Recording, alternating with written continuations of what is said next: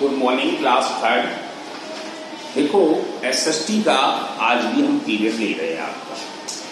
हमने लाइव में लिया था, कल हमने आपका मैथ लिया था, आज हम एसएसटी का ये जो चैप्टर है आपका फर्स्ट चैप्टर हम पढ़ा रहे थे, वो आधा रह गया था, वो आज आधा आपका ऑनलाइन में कर दे रहे हैं।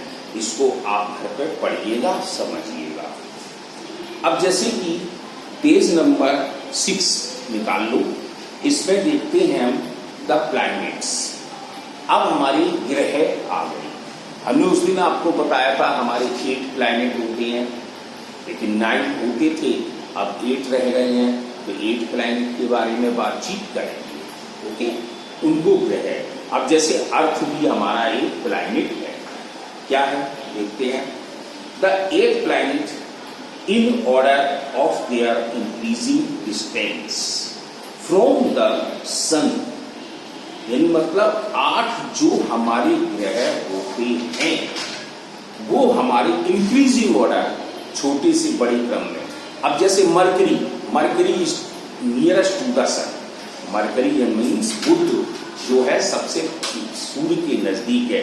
ये 88 डेज में 88 दिन में सूर्य का परिक्रमा लगा लेता है, इतना याद रखना है। फिर आता है वीनस क्या कि शुक्र, ये हमारा 265 डेज में पूरा लगा लेता है परिक्रमा। फिर आती है हमारी अर्थ हमारा 365 डेज एंड 6 आवर, यानी 365 दिन 6 घंटे में लगा लेती है। तो ये क्रम से चलते हैं, यानी कि हमारे 8 प्लैनेट। अब जैसे सन कौन कौन सा है, मरकरी बुध, वीनस शुक्र, अर्थ पृथ्वी, मार्स मंगल, जुपिटर बृहस्पति, सैटर्न शनि, यूरेनस अरुण और नेपच्यून वरुण। लेकिन एक प्लैनेट जो था प्लूटो, यम जो था वो आपकी किताब से हट गया है। Okay, all these planets travel around the sun in oval path, यानी कि सभी जो प्लैनेट्स हैं वो हमारे सूर्य का परिक्रमा करते हैं, सूर्य की तरफ घूमते हैं एक ओवल पथ में, एक अंडे आकार में। ये नहीं बिल्कुल सीधे पंखा की तरह से चलते हैं, वो नहीं है, ओवल पथ में। कॉल्ड ऑर्बिट, उसको हम ऑर्बिट कहते हैं। एक different distance from the sun, ये सूर्य से दूर होते हैं। ये नहीं है कि तुम सोच रहे हो अभी ये पास में आ जाएंगे फिर दूर हो जाएंगे फिर पास लो, ऐसा नहीं।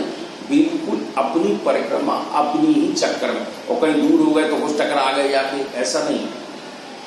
They travel in the same direction, ये भी दिशा में देखो घूमते हैं, बट इज डिफरेंट स्पीड, उनकी स्पीड भी अलग होती है। तो mercury is the smallest planet of the solar system.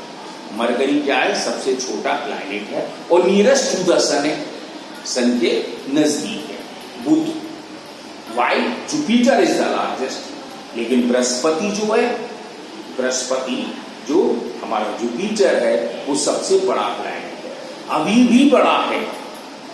कुछ सालों पहले इस पर बहुत बड़े एक्सीडेंट हुए थे, मतलब इसमें कॉमेट्स टकराए थे, फिर भी जुपिटर टूट गया, लेकिन फिर भी बड़ा है। और सेकंड लार्जेस्ट सैटर्न है, यानी शनि है। ओके, अब आता है द मून, चंद्रमा देखा है आजकल। हमने उस दिन आपको बताया था कि हमारा जो अभी सुपर मून की तरह निकल रहा है, हमने बताया था ना, अभी भी है। अभी आप देख रहे हो वो चंद्रमा नजदीक हमें दिखाई देता है, ऐसी बात नहीं है। The moon is our closest neighbour, यानी कि चंद्रमा हमारे ज्यादा नजदीक है। It is much closer to than the sun, जितने की सूर्य से बहुत दूर है, हमसे सूर्य बहुत दूर है, लेकिन हम चंद्रमा के नजदीक हैं। It is also much smaller than the sun, यानी कि ये भी हमें सूर्य से छोटा दिखाई देता है। ये बहुत छोटा भी है, आकार में इसका छोटा है सूर्य से, ऐसी बात नहीं है। और जब हमें यानी कि पूरा दिखाई देता है चंद्रमा तो सूर्य जैसा लगता है। कहते हैं एक ऐसा स्थान है पूर्णमासी को जहां पर 2-2 सन निकलते हैं। आपको 2-2 सन कैसे, वो कन्याकुमारी एक प्लेस है। वेस्ट में हमारा सन छुपने जा रहा है और ईस्ट में मून निकलने जा रहा है, सेम टाइम हो जाता है। कभी देखा है, अगर आप बड़े हो जाए जब घूमने जाना, देखना कि इसमें एक तरफ व्हाइट वाटर है, एक तरफ येलो वाटर है समुद्र का, देखने को मिलता, बड़ा अच्छा दृश्य है। मैंने स्वयं देखा, इसलिए मैं आपसे कह रहा हूं। अब आगे देखिए, it is also much smaller than the sun, but the sun and the moon appear to us as of same size. देखो आ गया, लगभग ये हमें एक से आकार के देखते हैं, लेकिन ऐसे हम नहीं है। The moon is the only natural satellite. ये एक प्रकृति की सैटेलाइट है, उपग्रह है। किसका है? ऑफ द अर्थ, पृथ्वी का, यानी पृथ्वी का यह है एक उपग्रह। And the fifth largest satellite in the solar system. और देखो इसका 5वां स्थान आता है सोलर सिस्टम में, यानी सैटेलाइट के अंतर्गत। सैटेलाइट कहते हैं उपग्रह और प्लैनेट कहते हैं ग्रह। Just as a planet moves around the sun, जैसे कि प्लैनेट सूर्य का चक्कर लगाते हैं, उसी तरह से ये satellite move around a planet, यानी कि प्लैनेट सूर्य का चक्कर लगा रहे हैं, सूर्य की परिक्रमा कर रहे हैं, लेकिन जो सैटेलाइट होते हैं वो प्लैनेट की परिक्रमा करते हैं, यानी प्लैनेट पर घूमते हैं। मीन्स ये है कि चंद्रमा हमारा पृथ्वी का चक्कर लगा रहा है और पृथ्वी सूर्य का चक्कर लगा रहा है। ओके, इसलिए इक्लिप्स भी होते हैं। इक्लिप्स आपने पढ़े होंगे सेकंड क्लास में, साइंस में। ग्रहण जो हमारे पढ़ते हैं कि सूर्य ग्रहण पड़ रहा है, सोलर इक्लिप्स, और लीनियर इक्लिप्स यानी चंद्र ग्रहण। अभी आपको 26 तारीख को पढ़ा था, तो वो चीज मैंने उस दिन आपको 27 तारीख को बताई थी। अब आगे आता है, the moon take 28 days to complete its one revolution around the earth. अब देखो, ये एग्जैक्टली टाइम नहीं है, 28 दिन में ये सूर्य चंद्रमा पृथ्वी का चक्कर लगा लेता है। 28 दिन पूरा नहीं है, कुछ घंटे और हैं, ऐसी बात नहीं है, कुछ घंटे और भी है। अब जैसे कहते हैं पृथ्वी है ना 365 डेज में सूर्य का चक्कर लगा लेती है, लेकिन एग्जैक्टली नहीं है, एग्जैक्टली उसका 6 आवर भी और है, यानी 6 घंटे भी होते हैं। ठीक है, अब क्या कहता है, the moon also Spain on its axis. चंद्रमा भी अपनी धुरी पर घूमता है, जैसे पृथ्वी अपनी एक्सिस पर, अपनी धुरी पर चलती है। The moon has no light. चंद्रमा पर कोई प्रकाश नहीं है, ऐसी पृथ्वी पर भी कोई प्रकाश नहीं है।